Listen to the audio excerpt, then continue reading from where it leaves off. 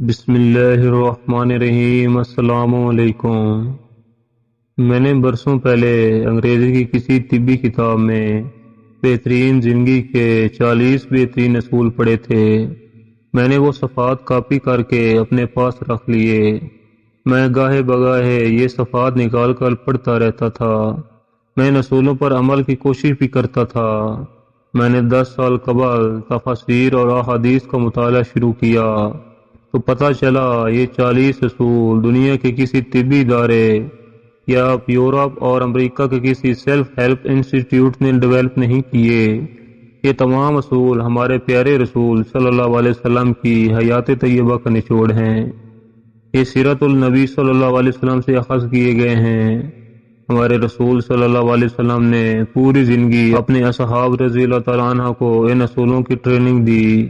آپ صلی اللہ علیہ وسلم کے صحابہ کرام رضی اللہ تعالیٰ عنہ بہترین زندگی کے ان 40 بہترین اصولوں کی چلتی پھرتی تصویر تھے۔ میں نے اس دن سے ان اصولوں پر عبادت کی طرح عمل شروع کیا دیا۔ وہ میں ابھی تک ان پر مکمل عمل درآمد نہیں کر سکا، لیکن مجھے یقین ہے اللہ تعالیٰ میری توفیق میں ضرور اضافہ کرے گا اور میں کسی نہ کسی دن آپ صلی اللہ علیہ وسلم کے وضع کردہ ان اصولوں پر عمل میں کامیاب ہو جاؤں گا۔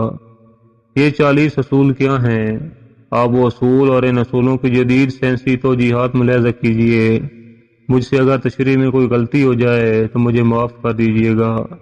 میرے لیے دعا بھی فرمائیے گا۔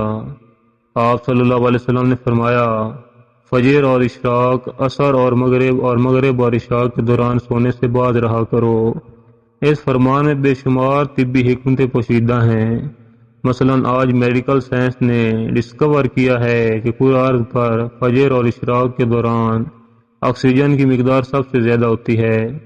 ہم اگر اس وقت سو جائیں تو ہم اس آکسیجن سے محروم ہو جاتے ہیں اور یوں ہماری طبیعت میں بوجھل پن آ جاتا ہے۔ ہم آہستہ آہستہ چڑچڑے اور بیزار ہو جاتے ہیں۔ عصر سے مغرب اور مغرب سے عشاء کے درمیان بھی آکسیجن کم سے کم تر ہوتی چلی جاتی ہے۔ ہم اگر اس وقت بھی سو جائیں تو ہمارا جسم آکسیجن کی کمی کا شکار ہو جاتا ہے اور ہم 10 مہلک بیماریوں میں مبتلا ہو جاتے ہیں۔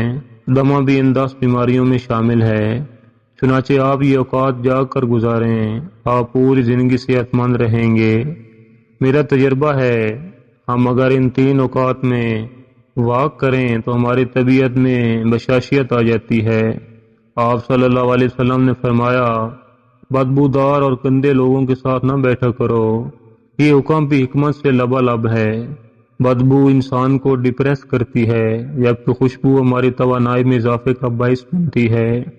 انسان اگر روزانہ 10 منٹ بدبودار اور گندے لوگوں میں بیٹھنا شروع کر دے تو یہ 20 دنوں میں ڈپریشن کا شکار ہو جائے گا۔ ہمارے رسول صلی اللہ علیہ وسلم نے ہمیں شاید اس لیے بدبودار لوگوں سے پرہیز کا حکم دیا۔ آپ بھی یہ کر کے دیکھیں، آپ کا مزاج بدل جائے گا۔ آپ صلی اللہ علیہ وسلم نے فرمایا، ان لوگوں کے درمیان نہ سوئیں جو سونے سے قبل بری باتیں کرتے ہیں۔ یہ فرمان بھی حکمت کے عین مطابق ہے۔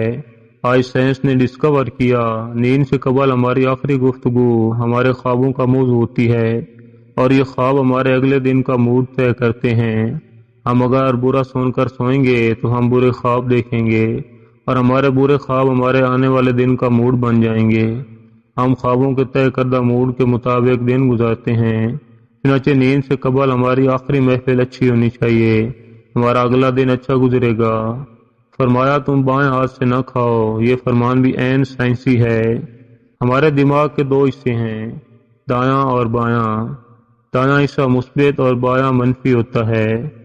ہم جب اپنے جسم کو دائیں ہاتھ سے فیڈ کرتے ہیں تو ہماری مثبت سوچ مضبوط ہوتی ہے اور ہم جب اپنے بدن کو بائیں ہاتھ سے کھلاتے ہیں تو ہماری منفی سوچ طاقتور ہوتی چلی جاتی ہے۔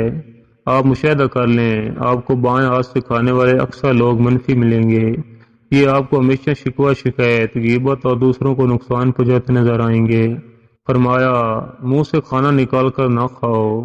یہ فرمان بھی سائنس سے درست ثابت ہوتا ہے۔ ہمارے منہ میں 10 کروڑ سے 1 ارب تک بیکٹیریا ہوتے ہیں۔ یہ بیکٹیریا مہلک جراثیم بن جاتے ہیں۔ یہ جراثیم ہمارے کھانے میں مل جاتے ہیں۔ یہ کھانا معدے میں جاتا ہے تو معدے کی غدود ان جراثیم کو مار دیتے ہیں۔ यूं یہ ختم ہو جاتے ہیں۔ لیکن جب ہم جراثیم ملے کھانے کو منہ سے نکال لیتے ہیں تو ان جراثیم کو آکسیجن مل جاتی ہے۔ یہ آکسیجن سیکنڈ کے 1000ویں حصے میں ان جراثیم کی تعداد خربوں تک پہنچا دیتی ہے۔ یہ جراثیم معدے کے غدودوں سے بھی طاقتور ہوتے ہیں۔ ہم جب منہ سے نکلے لقمے کو دوبارہ منہ میں رکھتے ہیں تو یہ لقمہ معدے میں پہنچ کر زہر بن جاتا ہے اور یہ زہر ہمارے پورے نظام ہضم کو تباہ کر دیتا ہے۔ آپ کو زندگی میں کبھی کوئی ایسا شخص صحت مند نہیں ملے گا جسے منہ سے لقمہ نکال کر کھانے کی عادت ہو، جبکہ آپ کو ہونٹ بھینچ کر اور آواز پیدا کیے بغیر کھانے والے لوگ ہمیشہ صحت مند ملیں گے۔ ہمارے رسول صلی اللہ علیہ وسلم نے فرمایا، ہاتھ کے کڑاکے نہ نکالا کرو۔ سائنس کا کہنا ہے ہم میں سے جو لوگ انگلیوں کے کڑاکے نکالتے رہتے ہیں ان کے جوڑ کھلنا شروع ہو جاتے ہیں اور یہ جلد آرتھریٹس کا شکار ہو جاتے ہیں۔ یہ جوڑوں کے درد کی شکایت بھی کرتے ہیں۔ فرمایا، جوتا پہننے سے قبل اسے جھاڑ لیا کرو۔ ہماری زندگی کے عام واقعات میں کیڑے مکوڑے، بچھو، چھپکلیاں، چھوٹے سانپ اور بھوڑے وغیرہ ہمارے جوتوں میں پناہ لے لیتی ہیں۔ ہمارے بچے بھی جوتوں میں کیل، کانٹے اور بلیڈ پھینک دیتے ہیں۔ چنانچہ ہم جب جوتا پہنتے ہیں تو ہمارے پاؤں زخمی ہو جاتے ہیں یا پھر ہمیں کیڑے مکوڑے کاٹ لیتے ہیں۔ لہذا جوتا پہننے سے قبل اسے جھاڑ لینا ہمیشہ فائدہ مند رہتا ہے۔ فرمایا، نماز کے دوران آسمان کی طرف نہ دیکھو۔ یہ فرمان بھی درست ہے۔ آسمان میں ایک وسعت ہے، یہ وسعت ہمیشہ ہماری توجہ کھینچ لیتی ہے۔ ہم جب بھی آسمان کی طرف دیکھتے ہیں ہماری توجہ ہٹ جاتی ہے۔ ہمیں توجہ واپس لانے میں ٹھیک ٹھاک وقت لگتا ہے۔ نماز کے لیے یکسوئی درکار ہوتی ہے۔ ہم جب نماز کے دوران آسمان کی طرف دیکھتے ہیں تو ہم سجدے اور رکوع بھول جاتے ہیں۔ چنانچہ حکم دیا گیا، نماز کے دوران آسمان کی طرف نہ دیکھو۔ یہ فارمولہ تخلیقی کاموں کے لیے بھی اہم ہے۔ اگر لکھاری لکھتے، مصور تصویر بناتے اور موسیقار دھن بناتے ہوئے آسمان کی طرف دیکھ لیں تو ان کا تسلسل ٹوٹ جاتا